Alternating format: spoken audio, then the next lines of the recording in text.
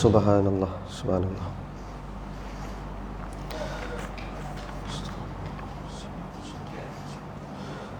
A'udzu billahi minasyaitonir rajim. Bismillahirrahmanirrahim. Assalamualaikum warahmatullahi wabarakatuh. Al-Fatihah. A'udzu billahi minasyaitonir rajim. Bismillahirrahmanirrahim. Alhamdulillahi rabbil alamin. Ar-Rahmanir Rahim. Maliki yaumiddin.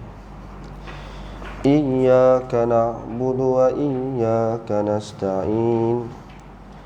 Ihdinas siratal mustaqim. Siratal ladzina an'amta 'alaihim ghairil maghdubi 'alaihim waladdallin.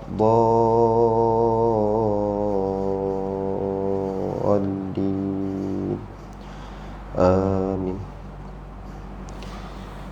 Alhamdulillahi rabbil alamin. Wassalatu wassalamu ala ashrafil anbiya'i wal mursalin wa ala alihi wa sahbihi ajma'in. Rabbi shrah li sadri wa yassir li amri wa akhlul 'uqdatam min lisani yafqahu qawli. Wa qala Allah ta'ala ba'da a'udzu billahi minasy syaithanir rajim fil kitabil karim. Walladzina amanu billahi wa rasulih ulaika humus siddiqun wasyuhada'u 'inda rabbihim lahum ajruhum wa nuruhum walladzina kafaru wa kadzdzabu biayatina ulaika ashabul jahim. Shadaqallahul azim. Amma ba'd. Alhamdulillah, syukur pada Allah Subhanahu wa ta'ala dengan limpahan rahmat kasih sayang Allah. Pada malam ini dan ketika ini kita berada dalam satu majlis ilmu. Mudah-mudahan perkumpulan dan pertemuan kita pada malam ini diberikan kebaikan di sisi Allah Subhanahu wa ta'ala, insya-Allah. Muslimin muslimat yang dirahmati Allah, insya-Allah pada kali ini kita akan menyambung kembali, iaitu perbahasan ilmu yang kita mengambil manfaat daripada kitab Penawar Bagi Hati, iaitu kitab yang dikarang oleh Syekh Abdul Qadir bin Abdul Muttalib Al-Indonesi Al-Mandili rahimahumullah. Jadi kalau tak silap saya, pada pertemuan yang lalu kita masih lagi pada bab menyatakan khauf, takut. Ke habis dah? Habis dah? Tak lagi? Tak lagi. Last hari tu sampai mana? Siapa guna kitab Jawi macam saya? Ada? Semua kitab Rumi belaka. Muka surat 70 atas sekali permulaan tu. Okey, baik. Jazakallahul khair. Ada juga guna Jawi ya. Tok imam kita Rumi. Tak ada masalah, mana-mana pun boleh. Baik, insya-Allah kita sambung pada muka surat ke-70. A'udzu billahi minasyaitonir rajim. Bismillahirrahmanirrahim. Wa nafa'na bi ulumihi fidaronil amin. Amin ya rabbal alamin. Kata muallif rahimahullah, masih lagi pada bab yang sama, iaitu pada bab menyatakan khauf, iaitu takut akan Allah Subhanahu wa ta'ala. Kata muallif, dan ketahui olehmu bahwasanya takut itu seperti cemeti yang menghalau ia akan hamba kepada tuah akhirat, tetapi tiada sayugia bahawa berlebih-lebihan ia hingga membawa kepada putus asa daripada rahmat Allah Subhanahu wa ta'ala. Kerana yang demikian itu dicela, bahkan apabila bersangatan takutnya, hendaklah mencampur ia akan dia dengan harap akan rahmat Allah Subhanahu wa taala. Muslimin muslimat yang dirahmati Allah, untuk kita sama-sama melihat kepada perbahasan ilmu pada malam ini, terlebih dahulu mungkin saya sebutkan sedikit bingkisan ataupun apa yang telah kita kongsi pada pertemuan yang lalu. Sebagaimana yang disebut pada muka surat 69 kalau kitab Jawi, iaitu Syekh Abdul Qadir menyebutkan kepada kita, ketahui olehmu bahawasanya menghasilkan takut itu dengan dua perkara. Ada dua perkara yang boleh menimbulkan rasa takut kita kepada Allah Subhanahu wa taala, disebutkan pada pertemuan yang lalu.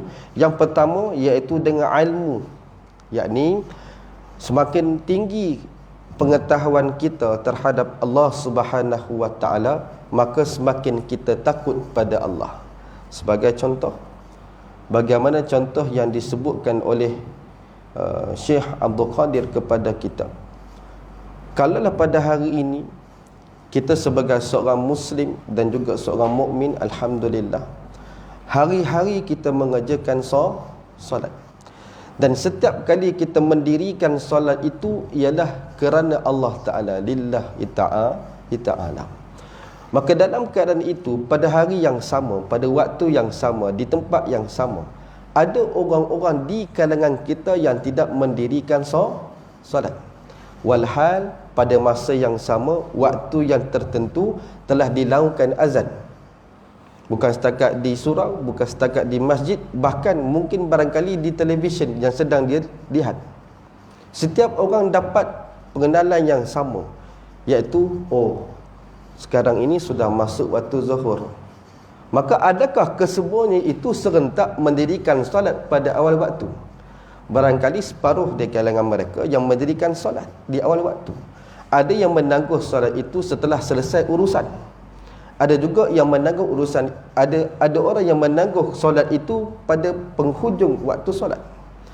Maka di sini orang yang tinggi pengenalannya terhadap Allah Subhanahu wa taala, maka lebih takut barangkali merekalah yang tergolong dalam golongan orang yang bila dengar saja azan maka dia dirikan solat. Maka di sini Syekh Abdul Qadir sebutkan kepada kita macam mana nak menimbulkan rasa takut diri kita kepada Allah Subhanahu wa taala, ialah semakin banyak ilmu tentang Allah yang kita tahu, semakin tinggi rasa takut kita kepada Allah Subhanahu wa taala. Maka itu perkara pertama. Yang kedua, disebutkan lagi oleh Syekh Abdul Qadir kepada kita, cara untuk menimbulkan rasa takut ialah dengan memandang kepada sekalian mereka yang takut dan melilit ataupun melihat akan kelakuan mereka itu dan mendengar akan penghabaran mereka itu, bandingannya seperti kanak-kanak yang tidak takut kepada ular. Ini yang disebut oleh Syekh Abdul Qadir pada kita, kan? Ada seorang budak, bagaimana pada waktu tersebut ada ular di sebelahnya, kan? Dan dia bermain-main dengan ular tersebut. Bila datang si ayah, dan ayahnya terus ambil anak tu bawa lari, dan melihat perbuatan ayahnya yang takut terhadap ular itu, barulah anak tu rasa takut. Dan ayah tu kata pada dia, ular ni boleh bunuh kita, dia patut boleh bunuh kita. Maka yang si budak ni tadi, dia rasa takut disebabkan apa? Disebabkan dia melihat ayahnya takut.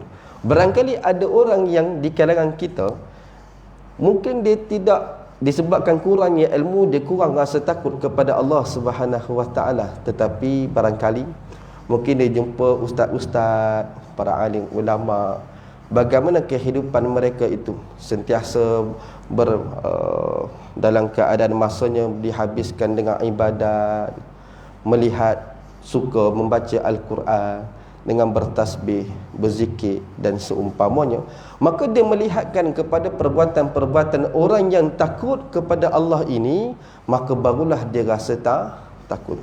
Maka di sini disebutkan oleh kita dalam kitab yang sama, dalam keadaan kita takut kepada Allah Subhanahu wa taala, ada bandingan yang satu lagi disebut, iaitu ketahui olehmu bahawasanya takut itu seperti cemeti, iaitu satu alat yang digunakan untuk memukul. Tujuannya ialah menghalau akan hamba kepada tuah akhirat.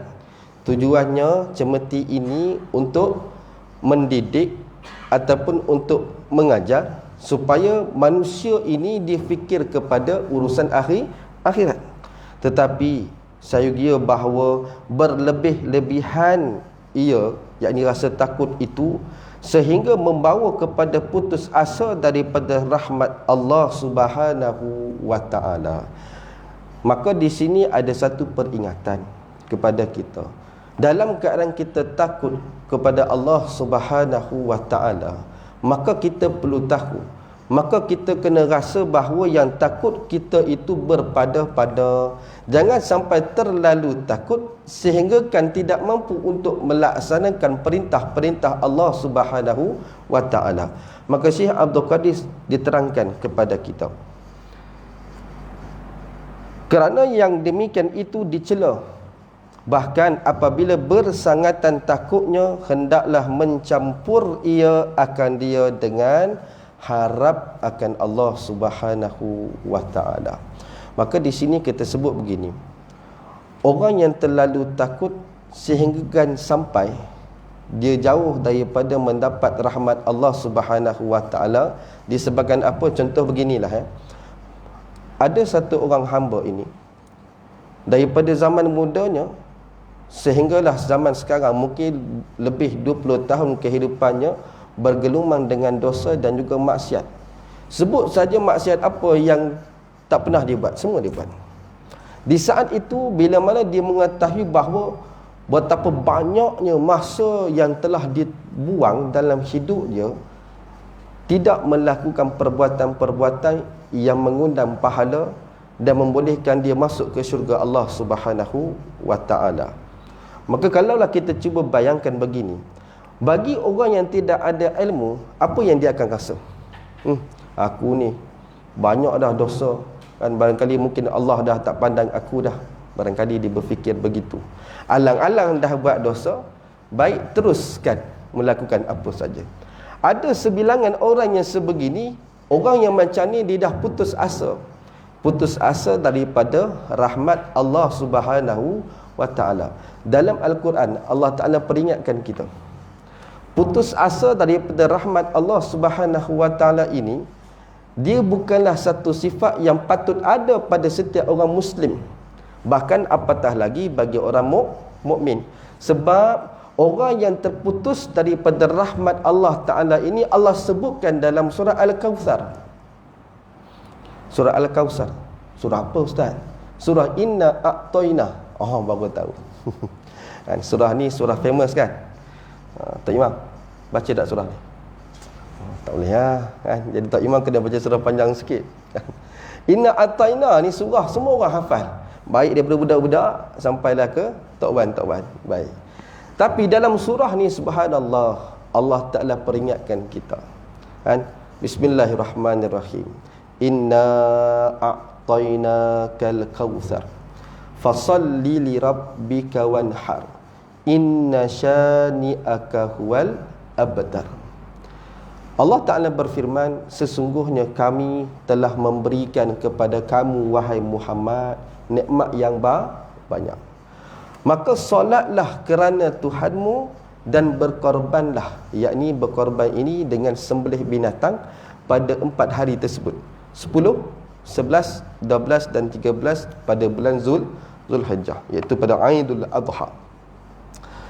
Inna syani'aka huwal abtar, sesungguhnya orang-orang yang membenci kamu itulah orang-orang yang terputus. Untuk faham surah ni tidak memandai dengan melihat terjemahan. Siapa faham tentang surah ni? Faham tak? Terputus apa? Dan kenapa Allah Ta'ala perintahkan untuk dirikan solat dan juga berkorban? Surah ni tak boleh hanya kita baca tengok terjemahan saja. Perlu lihat kepada tafsiran dan juga kepada asbabun nuzul, sebab apa surah ni diturunkan. Cerita dia begini, mungkin tempoh masa kita agak terhad, saya ringkaskan. Kita rujuklah mana-mana kitab tafsir. Maka para ulama menyebutkan surah ini diturunkan di Mekah. Surah ini diturunkan di Mekah. Dan ada juga beberapa ulama meriwayatkan bahawa yang surah ini diturunkan di Madinah. Dan ada dua riwayat. Riwayat yang pertama menyebutkan surah ini diturunkan di Mekah di saat bila? Di saat pada permulaan dakwah Nabi SAW di kota Mekah. Dalam keadaan Nabi diserang, ditentang oleh puak-puak Quraisy, khususnya pembesar-pembesar Quraisy. Di saat itu penentangan semakin hari semakin hebat. Allah Ta'ala menguji akan Nabi SAW dengan kehilangan anak yang tercinta, maksudnya kematian, iaitu anak Nabi yang bernama Abdullah, yang dikenali dengan At-Tahir. Bagi orang Arab, kalaulah seorang Arab itu tidak punya anak lelaki, itu satu yang mengaibkan, satu benda yang mengaibkan. Maka di saat Abdullah ini, anak lelaki Nabi ada 3 orang. Qasim, Abdullah, seorang lagi? Ibrahim, alhamdulillah. 6 daripada Siti Khadijah. Qasim, Abdullah, Zainab, kemudian apa nama tu, Ummu Kalsum, Ruqayyah dan juga Fatimah. 6 orang. Satu lagi Ibrahim daripada siapa? Sudah Ustaz, kami ingat 7 tu Khadijah Ustaz. Satu lagi daripada Maryah Qibtiyah, yang asalnya seorang hamba yang dihadiahkan oleh Raja Mesir Maqawqis kepada Nabi SAW. Kalau ikutkan ada 2 orang ya. Satunya Maryah, seorang lagi Sirin. Tetapi hamba yang bernama Sirin itu Nabi hadiahkan pula kepada seorang sahabat, iaitu Hasan bin Sabit. Maka ringkas, tidak panjang ceritanya kan. Daripada Maryah ini dapatlah Ibrahim. Cuma bezanya Qasim dan Abdullah, 2 orang anak lelaki daripada Siti Khadijah, yang ni lahirnya di Mekah, Ibrahim lahirnya di Madinah.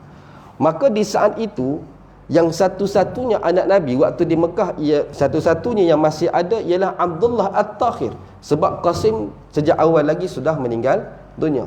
Yang tinggal seorang ni saja. Maka di saat itu Abdullah At-Tahir ini juga meninggal dunia. Maka balik daripada mengebumikan anak yang tercinta, yakni Nabi balik ke rumah. Di saat itu jiran sebelah rumah, ini bapa saudara ni, Abu Lahab dan juga isterinya, mengejek akan Nabi SAW dengan ejekan Batara Muhammad. Maksudnya apa? Muhammad telah terputus. Terputus apa? Terputus nasab. Tak ada dah penyambung keturunan Nabi SAW. Di saat Nabi dalam keadaan ditentang, diserang tiap-tiap hari oleh musyrikin Quraisy, ditambah pula kedukaan bila mana satu-satunya anak lelaki Nabi, Abdullah At-Tahir, pada waktu itu pun meninggal dunia dalam keadaan sedih, Allah Ta'ala gembirakan Nabi dengan turunnya surah Al-Kawthar. Inna a'tainakal kawthar. Kalau kita boleh faham kedudukannya, surah ini kita letakkan diri kita pada diri Nabi SAW. Allah kata apa? Muhammad, sesungguhnya kami ni dah berikan kepada kamu ni nikmat yang banyak. Apa yang kita faham tentang Al-Kawthar? Al-Kawthar ini adalah, kalau kita rujuk dalam hadis Nabi SAW, Nabi sebut Al-Kawthar itu ialah naharun, yakni sungai yang Allah Ta'ala ciptakan adanya di syurga. Dan satu lagi daripada air yang daripada sungai ini mengalir terus ke haud, iaitu telaga. Ini yang Allah Ta'ala berikan khusus kepada Nabi SAW. Daripada telaga itulah nanti di hari akhirat, di saat kita sedang haus di Yaumul Mahsyar, air ini diperuntukkan kepada umat Nabi Muhammad SAW, dan sesiapa yang minum daripadanya maka tidak akan rasa haus selama-lamanya. Maka bila Allah turunkan surah ini, Allah mengubat kedukaan, kesedihan Nabi SAW, dan juga Allah menjawab dengan celaan terhadap orang yang mengejek Nabi dengan kalimah abtar. Itu pada ayat yang ketiga. Inna syani'aka huwal abtar. Sesungguhnya orang yang membenci engkau itu dialah orang-orang yang terputus. Maka kata ulama tafsir, terputus tu apa? An rahmatillah, terputus daripada rahmat Allah Subhanahu wa taala. Maka saya nak linkkan, saya nak gabung jalinkan supaya kita faham. Sifat putus asa daripada rahmat Allah ini bukan sifat orang muslim, bukan sifat orang mukmin, tetapi sifatnya ialah orang-orang yang memusuhi akan Nabi SAW. Kalau lebih tepatnya orang musyrik kan, musyrikin Quraisy. Tapi ingat, dalam surah Al-Kafirun Allah Ta'ala tidak memanggil ataupun tidak menyebut dengan nama musyrik. Allah Ta'ala berfirman dengan kalimahnya Al-Kafirun. Qul, katakanlah Muhammad, ya ayyuhal kafirun, wahai sekalian orang kafir. Sedangkan orang-orang Quraisy, mereka bukan kafir, mereka itu musyrik. Apa beza orang musyrik dengan kafir? Orang musyrik mereka percaya adanya Allah, percaya, tetapi mereka tidak boleh menerima yang Tuhan tu esa. Mereka mempercayai bahawa ada Tuhan selain daripada Allah. Sebab itu mereka itu musyrik.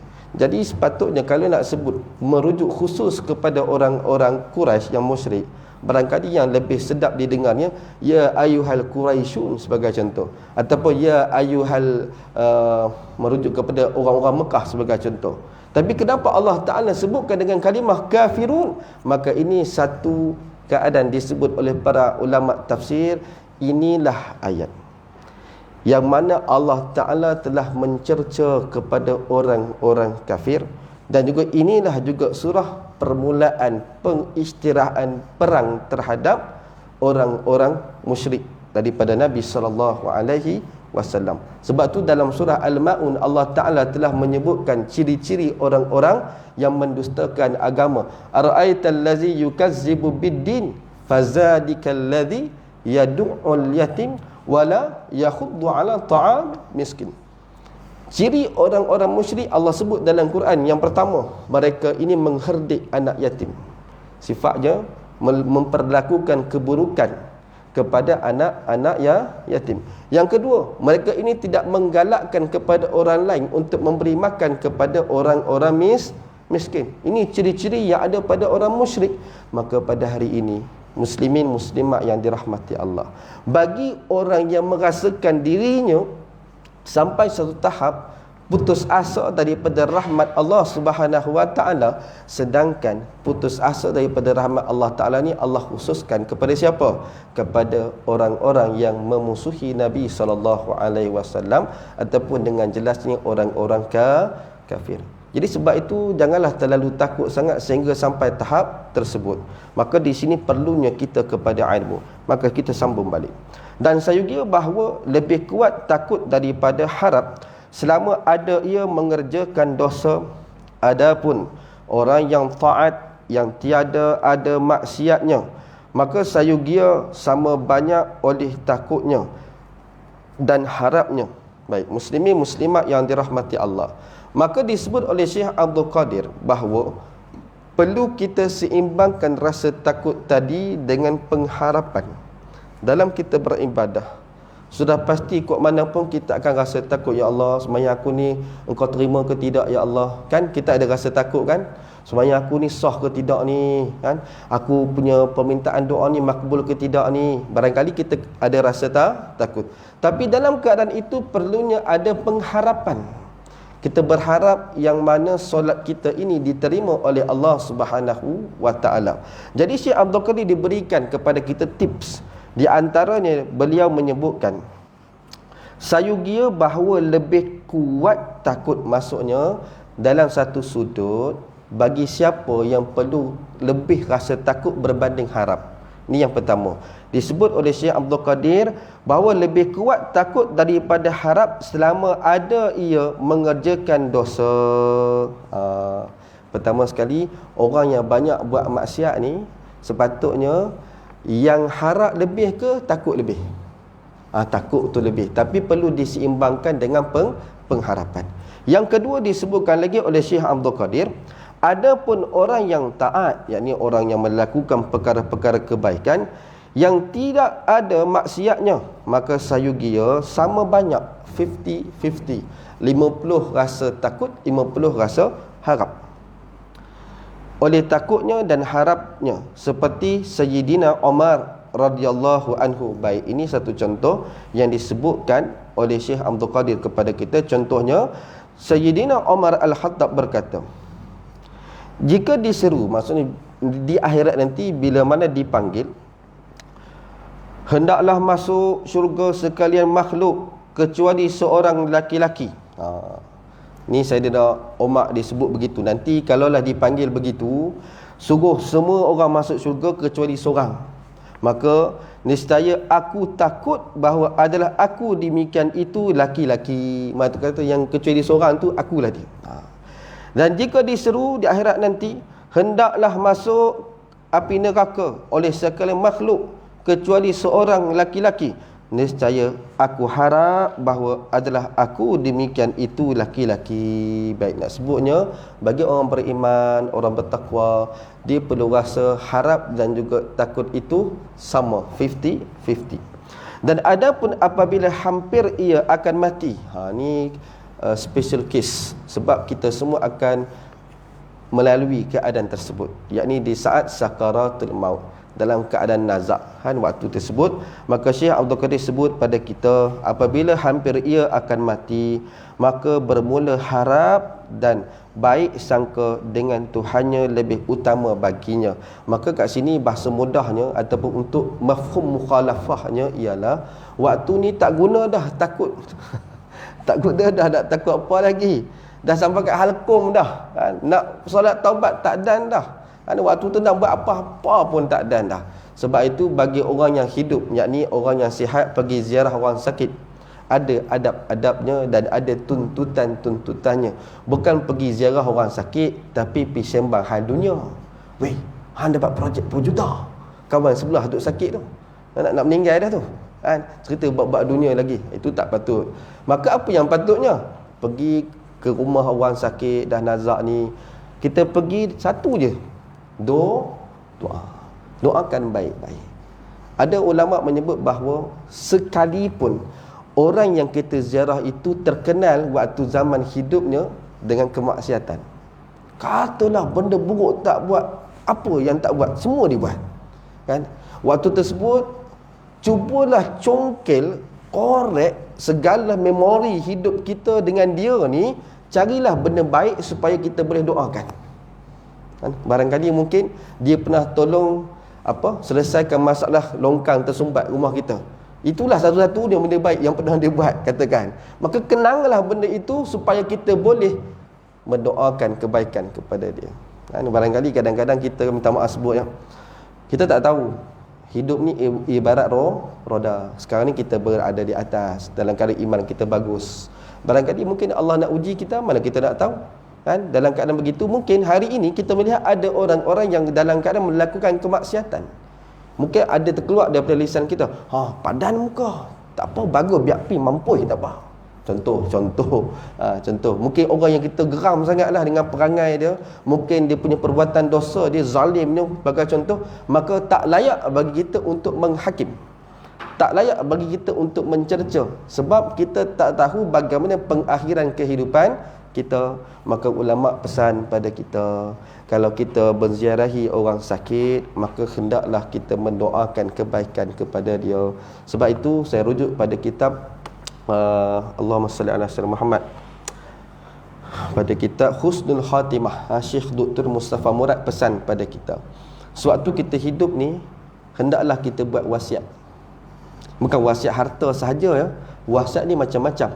Nama pun wasiat ni pesanan, sama ada secara lisan ataupun bertulis. Tetapi kata Dr. Mustafa, dia kata yang paling baik bertulis dan ada saksi. Apa benda bentuk wasiat ni? Bab harta jangan risau, hari ni saya kira semua orang dah buat preparation dah tentang bab harta ni. Tapi satu benda yang paling penting ialah, kadang-kadang kita bagus bab beramal, ilmu kita barangkali baik berbanding orang lain, tetapi mungkin waris-waris kita tidak. Anak-anak kita, cucu cicit kita, sepupu sepapat kita, barangkali mereka tidak seperti kita. Barangkali mungkin mereka ni tidak tahu menahu pun. Sebagai contoh, pesan kepada mereka, kalau ada anak lelaki, pesan kepada anak lelaki, nanti waktu bapa meninggal nanti, ataupun waktu nazak nanti, tolong panggilkan ustaz-ustaz, tolong jemput adik-adik tahfiz, maksudnya tolong mereka hadirkan sewaktu kita sakit. Tujuannya apa? Pertama, katakan kita ni ahli masjid, ahli surau, orang kenal kita, oh dia ni orang surau ni, dia duduk lorong sekian, maka kita ni agak-agak, siapakah orang yang pertama akan ziarah dia? Sudah pasti geng-geng surau kan, sebab dia ahli geng tersebut. Tapi kalau dia ni ahli geng meja bulat di kedai-kedai kopi, contoh tak ada kaitan yang hidup maupun yang mati, agak-agak kalau berlaku sedemikian, siapakah orang pertama yang akan pergi? Dan barangkali mungkin tak ada siapa pun yang akan pergi. Barangkali kawan ni surau pun tak dah pergi, agak-agak dia nak pergi tengok orang yang dalam keadaan sebegitu, ataupun apa yang dia akan lakukan. Tetapi kalaulah orang-orang tersebut, sebagai contoh yang sedang nazak, sedang sakit ini, sewaktu hidupnya, walaupun dia bukan orang masjid, walaupun dia bukan orang surau, walaupun dalam keadaan dia mungkin tak sempat husnuzon, tak sempat untuk dia bersama-sama dalam jemaah ini, maka dia pesan kepada anak dia, kan? Ini wasiat ni paling kurang. Kenapa? Kita perlukan doa-doa daripada orang yang dekat dengan Allah Subhanahu Wa Taala. Panggillah para asatizah, tok guru ataupun pelajar-pelajar tahfiz, semasa-masa kita hidup ni melakukan kebaikan, kan? Apa salah dalam 1 minggu 7 hari, ambil hari Sabtu ke, pergi belanja makan sarapan kat budak-budak tahfiz dalam 60 orang, kan? Sebagai contoh, ada tempat-tempat kita yang pusat tahfiz 60 orang. Kalau katakan nasi selemak RM1, baru RM60. Bukan kita nak rasuah ya, tidak. Kita nak hubungan kita dengan mereka. Sebagai contoh kan, katakan kita meninggal dunia, apa tahu tak tu, makcik yang selalu sedekah kat kita sarapan pagi hari Sabtu tu, dia meninggal. Mungkin tak sampai sebelum kita meninggal lagi, kita sakit pun ustaz dibawa kita pergi jumpa kita, kan, mendoakan kita. Ini satu perkara yang mungkin terlepas pandang, maka kita lakukan perkara ini mudah-mudahan di saat sakaratul maut kita itu ada orang yang akan mendoakan kebaikan demi kebaikan kepada kita. Maka Syekh Abdul Qadir sebut pada kita, di waktu ini yang terlebih utama ialah harapan, dan yang kedua bersangka baik. Segala ketentuan Allah Subhanahu Wa Taala, ketetapannya telah telah tersurat dan juga tersirat, telah termaktub. Tidak ada orang yang bolehlah lari. Pasti kullu nafsin za'iqatul maut. Setiap yang berjiwa pasti akan merasai kematian.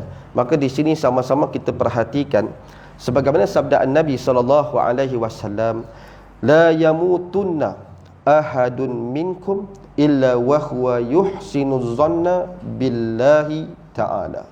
Maksudnya, jangan mati seorang kamu pada satu kelakuan daripada segala kelakuan, melainkan pada kelakuan membaikkan.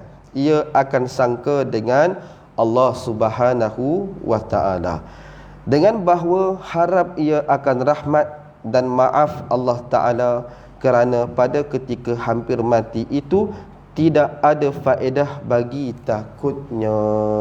Jelas Syekh Abdul Qadir pesan pada kita. Maka sebab itu kita perbanyakkan doa, Allahumma fillahu warhamhu wa'afihi wa'fu anhu, Allahumma fillahu warhamhu wa'afihi wa'fu anhu. Itu doa simple je, saya kira semua orang boleh hafal, boleh ingat, kan? Kan doa tu juga dibacakan ketika kita solat jenazah, kan? Kalau waktu dia sihat, minta maaf, waktu dia masih hidup, jangan baca kuat-kuat, takut orang salah faham, kan? Doa tu sebenarnya bukan untuk orang mati je. Doa tu untuk orang yang ketiga. Kalau kita belajar nahwu, doa itu untuk orang yang ketiga. Contoh, kita nak doakan anak kita berada negeri sana, kan? Ya Allah, ampunkanlah dia, ya Allah, kasihanilah dia, ya Allah, maafkanlah dosa-dosa dia, ya Allah. Boleh kan? Tak ada masalah pun. Tapi cuma pada pemikiran orang yang tak faham, mak saya tak mati lagi ustaz, Kan? Kita pun baca Allahumma fillaha warhamha. Satgi kena ketuk kepala. Kan? Jadi nak sebut kat sini doa perbanyakkan. Banyakkan doa. Ya Allah ampunkanlah dia. Tak boleh bahasa Arab, bahasa Melayu pun boleh. Ya Allah ampunkanlah dosa dia. Ya Allah kira segala amal kebaikan dia. Ya Allah, kan? Jadi di sini satu je kelebihan kita, ayah-ayah, ibu-ibu yang dirahmati Allah. Kok mana pun jahat kita ni, jangan sampai pernah terlintas dalam fikiran nak keluar daripada agama. Jangan pernah terlintas dalam fikiran untuk keluar daripada agama. Saya sebut ni bukan apa. Hari ini ada orang dengan bangganya dia pergi kat JPN, Jabatan Pendaftaran Negara, untuk gugurkan Islam pada IC dia. Sampai tahap tu, kan. Zaman hari ni mencabar sungguh, kan. Seingat saya, kalaulah dulu-dulu ni sejahil-jahil manusia pun tak ada sampai tahap macam tu. Kita hari ni Muslim ni satu bentuk, orang kata, rahmat daripada Allah Subhanahu wa ta'ala. Mungkin kalau kita nak perhalusi, kita akan rasa takut sikit ni. Tapi saya consider begini, ya. Ni adalah pesanan untuk diri dan juga kepada semua. Allah Subhanahu wa ta'ala nilai kita pada pengakhiran. Bukan maksud kata kebaikan kita semua tak kira. Tak, semua dah catat siap dah. Tapi nak kira kawan ni, manusia ni, mati nanti ni, dia masuk syurga ke neraka, tengok pada pengakhiran dia. Dia mengucap 2 kalimah syahadah ataupun tidak. Maka pesanan kepada kita yang ada adik-beradik, saudara-saudara yang kita sayang, yang mereka ni tak solat. Kita beri highlight dekat situ, tak solat. Saya sebut terus terang. Kenapa pasal tak solat ni, Ustaz? Benda besar ke? Ya, benda ni benda besar. Nabi sebut, perkara yang membezakan kita dengan kekufuran adalah solat. Meninggalkan solat, maka Nabi sebut apa? As-salatu imaduddin. Faman aqamaha faqad aqamaddin. Wa man tarakaha faqad hadamaddin. Jelas, Nabi sebut solat itu tiang agama. Barang siapa yang mendirikan solat, maka dia telah mendirikan agama. Dan barang siapa yang meninggalkan solat, dia telah meruntuhkan agama. Apa makna runtuh agama? Maka terkeluar dia daripada Islam. Bahasa mudahnya begini, alhamdulillah, kita adalah termasuk dalam golongan orang-orang yang istiqamah solatnya. Tak tinggal 5 waktu sehari kita solat. Alhamdulillah, amin ya Rabb. Maka di saat itu, cuba bayangkan, di saat kita sudah solat Isyak seketika nanti, insya-Allah, katakan pada pukul 4 pagi kita menghembuskan nafas terakhir. Di saat kita telah mengucap 2 kalimah syahadah sewaktu kita solat Isyak tadi, maka ianya walaupun mati ketika tidur, ia tetap dikira mati dalam keadaan Islam. Tempohnya daripada solat Isyak sampai subuh. Sebab tu siapa yang jaga solat, maka katakan dia mati tak sempat mengucap 2 kalimah syahadah, on the spot mati, katakan. Ataupun mati dalam tidur, tak tahu bila masa dia nak mengucap, dah mati dalam tidur. Maka orang yang seperti ini matinya dalam keadaan Islam. Persoalan, bagaimana pula kalau orang tak solat?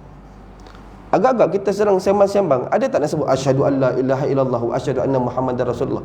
Jangan kata mengucap, nak tanya, tadi hang baca surah apa tadi?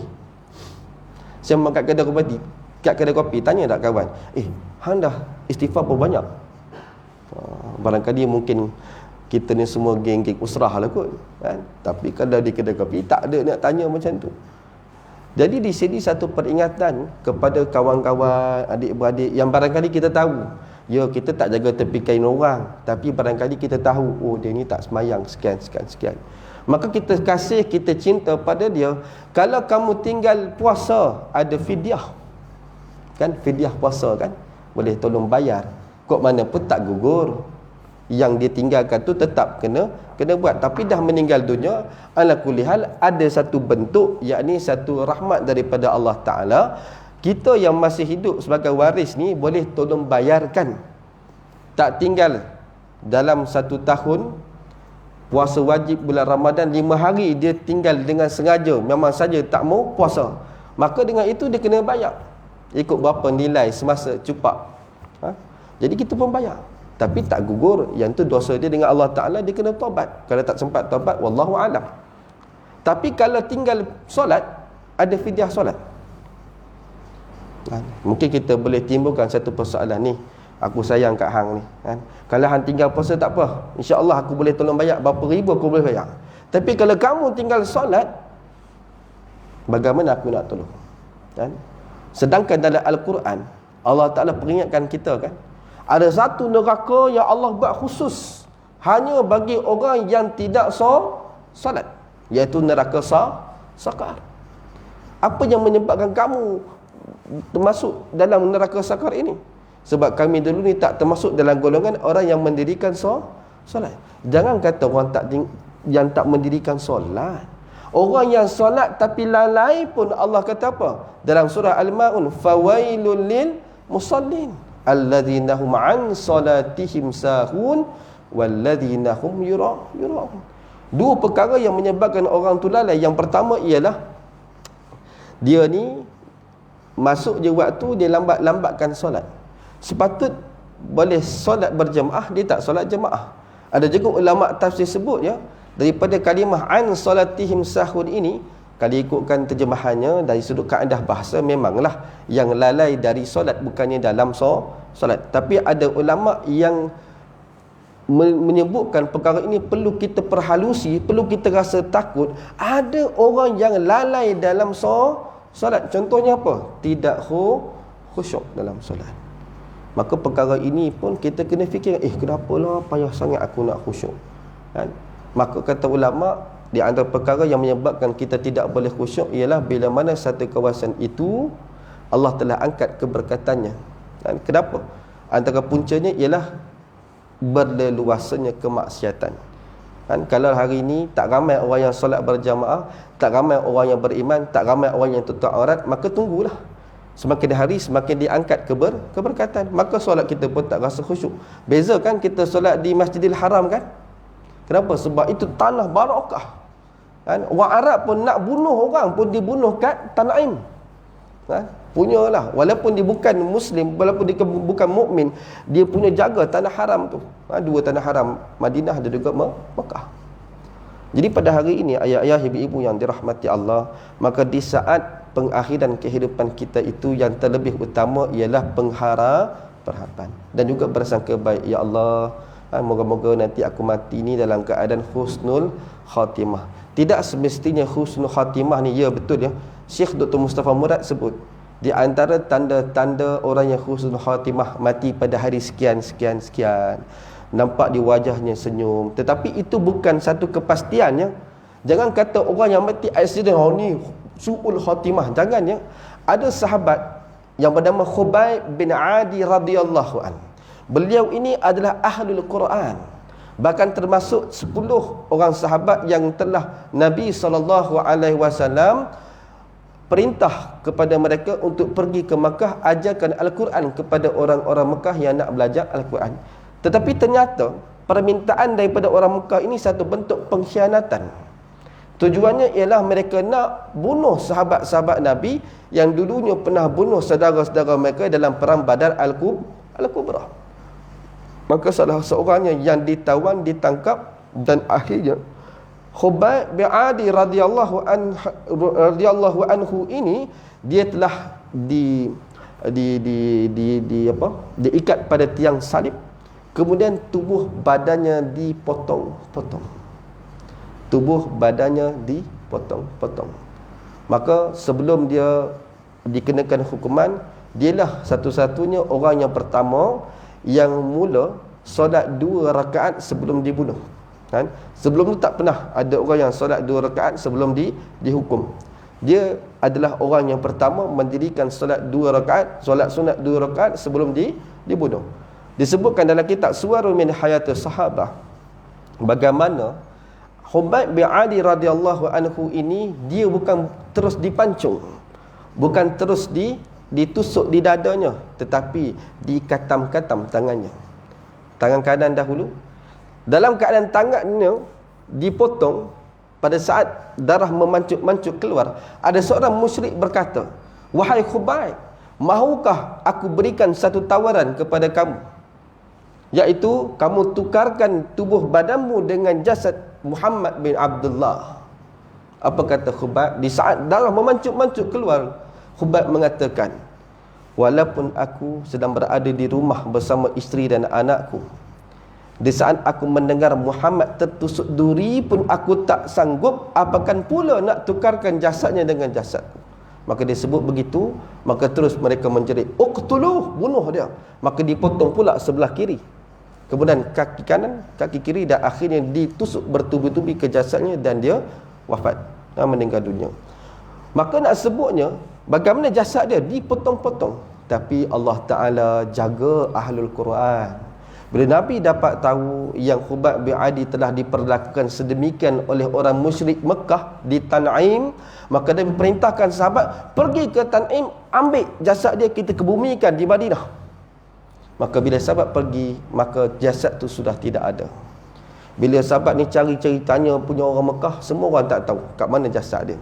Akhirnya bila sampai ke Madinah, bila mereka beritahu, kami tak jumpa jasad Khubayb. Lalu Nabi tersenyum.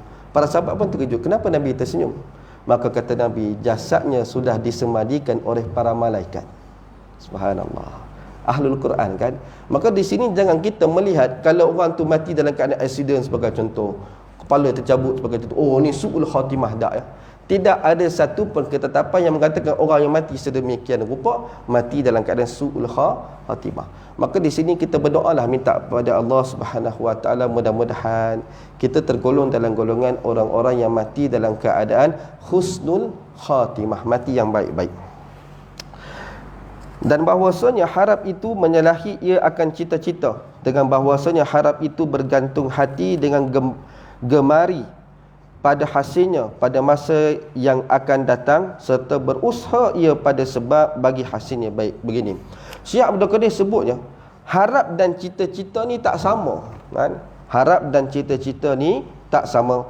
Harap itu bergantung hati dengan gemar ia pada hasilnya pada masa yang akan datang, serta berusaha ia pada sebab bagi hasilnya. Makna kata bila kita mengharapkan sesuatu, kita akan cari jalan dan berusaha untuk dapatkan benda tersebut. Seperti mereka yang memajak ni, bukan menajak, memajak ia akan sawah dan menanam ia padanya akan padi, maka harap ia akan mendapat padi pada ketika mengetam, yakni menuai. Dan bahwasanya cita-cita itu bergantung hati dengan yang tersebut, dengan tiada berusaha pada menghasilkan yang digemari itu baik. Maka kat sini ada beza ya. Contohnya orang yang tanam padi dengan tujuan nanti cukup bulan, 3 bulan maka dapat hasil. Tapi orang yang bercita-cita, maka dia hanya berangan saja kan? Dia tak buat apa-apa usaha. Sebagaimana contohnya seperti mereka yang mencita-cita ia akan mendapat padi dengan tiada menanam padi, atau mencita-cita ia akan mendapat anak dengan tiada ia berkahwin. Macam mana nak dapat anak tapi tak kahwin? Itu benda yang mustahil. Kerana perbezaan yang tersebut, sebagaimana Allah Ta'ala berfirman, iaitu boleh rujuk pada surah Al-Baqarah ayat 218. A'udzubillahi minasyaitonirrajim. Innal ladzina amanu wal ladzina hajaru wajahadu fi sabilillah ulaika yarjuna rahmatallah wallahu ghafurur rahim. Maksudnya mereka yang beriman dan mereka yang berpindah, yakni berhijrah dari negeri daripada negeri kafir kepada negeri iman, dan bersungguh-sungguh, yakni bermujahadah mereka itu pada meninggikan agama Allah Ta'ala, bermula mereka itu harap akan rahmat Allah Ta'ala, dan Allah Ta'ala amat pengampun lagi amat kasih sayang. Maka ayat ini jelas ya, merujuk kepada beberapa kelompok yang mana mereka ini orang-orang yang menagih rahmat Allah Ta'ala kan, sentiasa menginginkan rahmat daripada Allah Ta'ala. Yang pertama orang beriman, yang kedua orang yang berhijrah kan. Setelah hijrahnya Nabi daripada Mekah ke Madinah, maka tidak ada lagi hijrah kan. Maka ulama sebut hijrah kat sini iaitu bagaimana mereka ini berubah daripada satu tahap ke satu tahap yang lain, daripada baik kepada lebih baik, sebagai contoh. Kemudian yang ketiga ialah orang-orang yang bermujahadah, bersungguh-sungguh Untuk apa? Meninggikan kalimah Allah Subhanahu wa taala. Semayang sungguh-sungguh, bukan halal balai. Semayang dah. Tapi semayangnya setengah saat. Oh, Masya Allah, laju sangat tu. Tak sampai seminit dah selesai dah sembahyang. Maka orang inilah yang disebut oleh Allah Ta'ala orang-orang yang mengharap akan rahmat Allah Subhanahu wa taala. Kata Syekh Abdul Qadir lagi kepada kita, dan bahawasanya faedah bagi harap itu gemar pada menuntut akan yang diharapkan, dan faedah bagi takut itu gemar pada lari daripada yang ditakuti itu. Dan barang siapa harap ia akan sesuatu, nescaya menuntut ia akan dia. Dan barang siapa takut akan sesuatu, nescaya lari ia akannya. Maka di sini kita faham konsepnya. Maka perlu ada pengharapan dalam kehidupan kita. Perlunya ada harap. Jadi bila mana kita berharap, maka kita akan bertungkus lumus, akan berusaha sebaik mungkin untuk kita capai apa yang kita harapkan. Begitu juga dalam hidup kita perlunya ada rasa takut, supaya dengan adanya bekalan rasa takut itu, maka kita akan menjauhkan diri daripada melakukan perbuatan-perbuatan yang dilarang.